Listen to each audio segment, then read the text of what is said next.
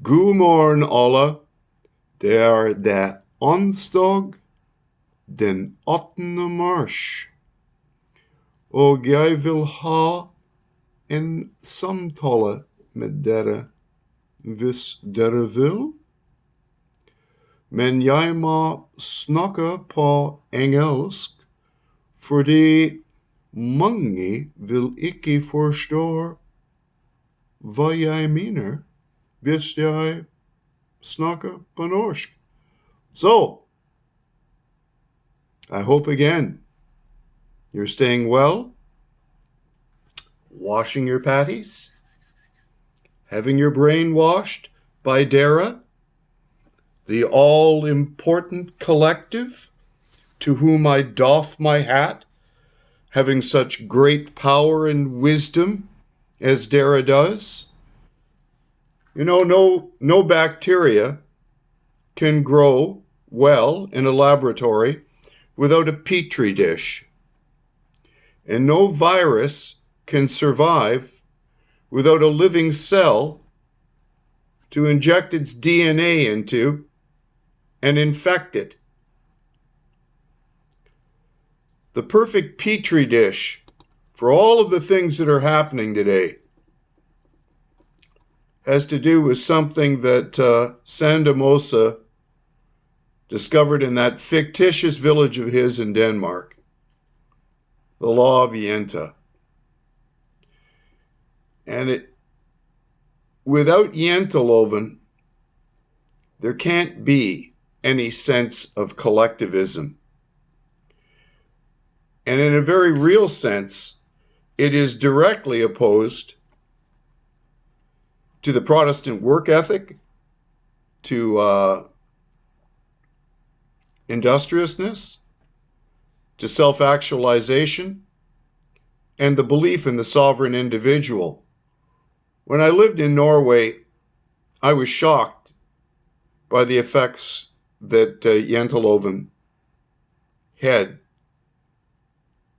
and the general train of thought in Norway. And for those of you that aren't familiar, I'm going to read the 10 laws of the law of Jante, which is why it's called Janteloven. Loven betyr means law in Norwegian. The 10 rules state you're not to think you're anything special. You're not to think you're as good as we are. You're not to think you are smarter than we are. You're not to imagine yourself better than we are.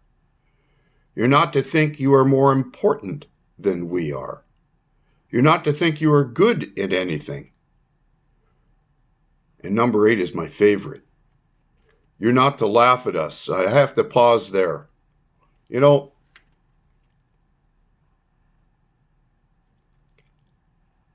I'm funny. Many of you will say, oh, we know you're funny, utrygg, den ubehagliga. But not in a good way. But as long as you're laughing, I don't care. Laugh at me, laugh with me. Laugh because of me. Because we're in serious times, and we got to laugh at something. So I invite you to laugh at me, because I hate Janteloven. I hate the laws of Jante. I think they're the perfect petri dish in which the bacteria of socialism flourishes. Number 9, you're not to think anyone cares about you. You're not to think you can teach us anything. I remember writing some quality programs for a potential client and having them tell me, "You're not going to train me." Why would you hire a quality consultant? The only thing I do is train and set up shops. Talk about misunderstanding, which is another thing Janteloven leads to. A complete inability to speak clearly, speak the truth, and to cut to the chase. The one thing I found out in Norway, if you ask a direct question, you're going to piss somebody off. And then you're going to get this.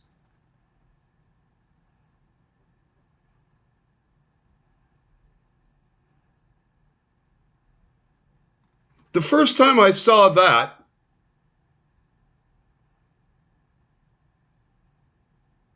my tiny mind was blown. I was like, I have something on my teeth. You looking at somebody behind me? What do you... No direct question gets an accurate answer. And then I found out why. There was a terror, especially on the part of bureaucrats, of answering any question directly for fear that they were stepping out of line.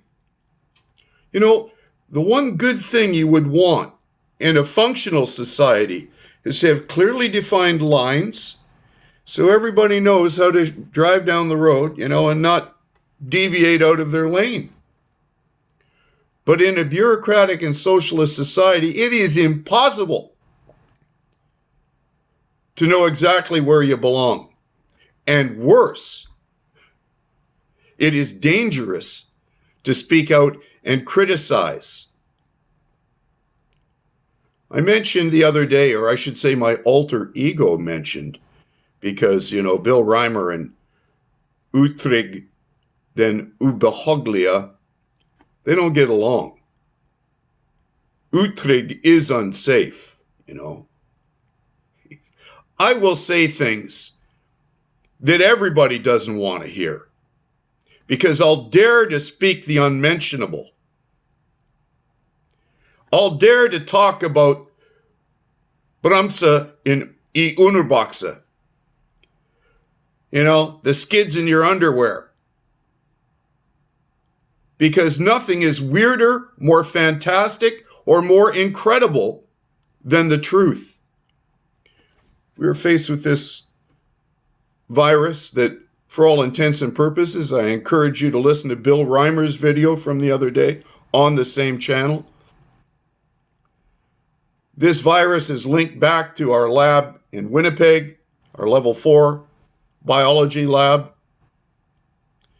and to a team of Chinese scientists that were working in that lab on pathogens and traveling back and forth between that lab and Wuhan. Now, you can't tell me that there isn't an association with the release of the same pathogens that they were working on in Wuhan, which look, according to that lieutenant colonel that I spoke about, or that Bill Reimer spoke about the other day, the lieutenant colonel from Israeli intelligence, who's a biochemist himself, PhD, said it looks like this virus has been weaponized and released deliberately.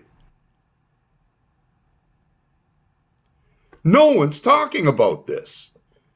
And then I found a news report from late January that there was a number of Chinese scientists arrested who were working at universities, the University of Chicago and Harvard, that they were arrested for doing the same damn thing there.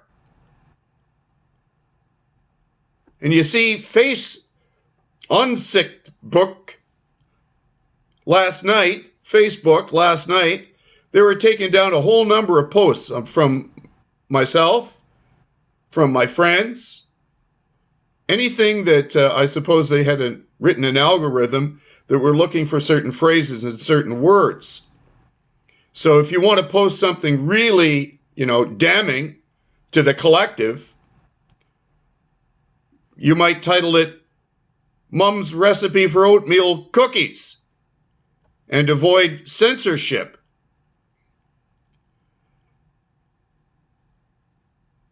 One of the things that we have traditionally relied on is a completely independent fourth estate with investigative journalists that are able to dig for the truth. So here's my question to the great Dara, to the collective, and I'm hoping for an answer, not that I expect to get one. How the hell can a layperson like myself see definitive sources for this skullduggery, and the so-called experts and the investigative journalists that are supposed to, be monitoring them, not be talking about it? It's unbelievable. You can't make this shit up. Reality is always far more insane than the truth. And I'll say it again, just as Bill Reimer said it the other day.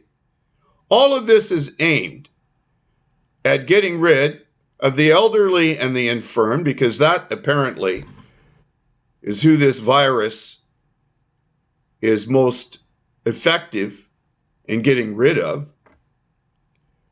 and in shutting down free market capitalism and bankrupting the Western world. But I want to remind you, socialists that want something for nothing, I want to remind you about Rubber Biscuit that was sang by our Canadian entertainer, Danny Aykroyd, and the Blues Brothers. What do you want for nothing? A rubber biscuit? Socialism only works as long as it can feed on the gains of free market capitalism. And without free market capitalism, which is the goose that laid the golden egg, you ain't going to get nothing from nothing. Because there'll be nothing left to get something from. You idiots! You fornicating morons! And all because you're too lazy to work for yourself and think for yourself. What the hell is wrong with you people? I don't understand. Because I'm an ignorant man. Maybe you guys can enlighten me. I hope you all have a lovely day, you lazy sons of a bitches that want to hide under the skirts of the great collective. And to all my classical liberal and conservative friends who work for a living and pay their bills, God bless you.